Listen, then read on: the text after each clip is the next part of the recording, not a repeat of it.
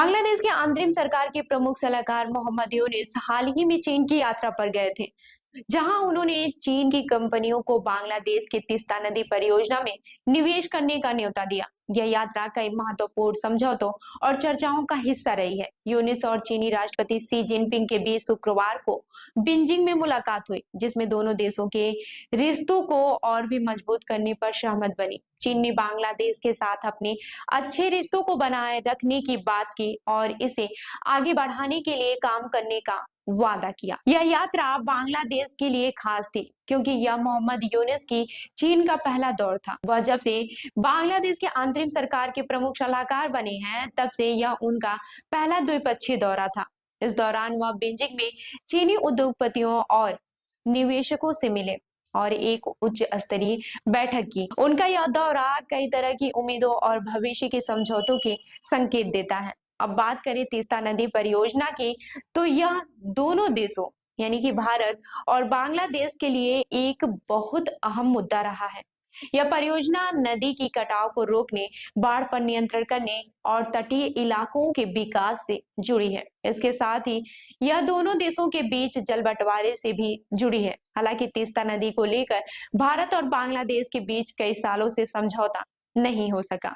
भारत के पूर्व प्रधानमंत्री मनमोहन सिंह के समय से ही इस परियोजना पर बात हो रही थी, लेकिन राजनीतिक कारणों से यह फंस गया था। वहीं भारत के लिए यह परियोजना इसलिए भी महत्वपूर्ण है क्योंकि तीस्ता नदी का पानी भारत से बांग्लादेश में बहता है और इसके पानी के बंटवारे पर हमेशा विवाद रहा है। इस परियोजना में चीन का निवेश भारत के लिए एक नया मोड़ हो सकता है, क्योंकि भारत हमेशा से इस परियोजना पर अपनी पैठ बनाए रखना चाहता है। खास तौर से यह भारत की सुरक्षा चिंताओं से जुड़ा है, क्योंकि अगर इस परियोजना में चीन शामिल होता है तो भारत को इससे चिंता हो सकती है। चीन और पाकिस्तान ने हाल ही के वर्षों में बांग्लादेश के साथ अपने रिश्ते मजबूत किए हैं, जिससे भारत को भी चिंता बढ़ी है।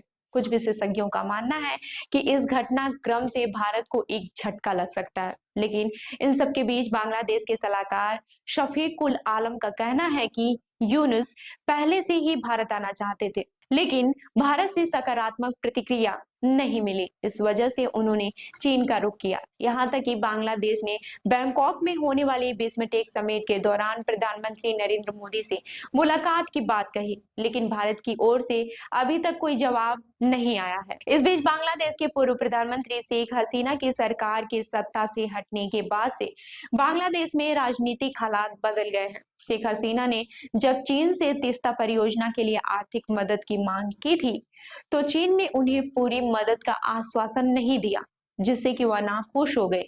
इसके बाद से उन्होंने भारत की इस परियोजना को पूरा करने की इच्छा जाहिर की थी।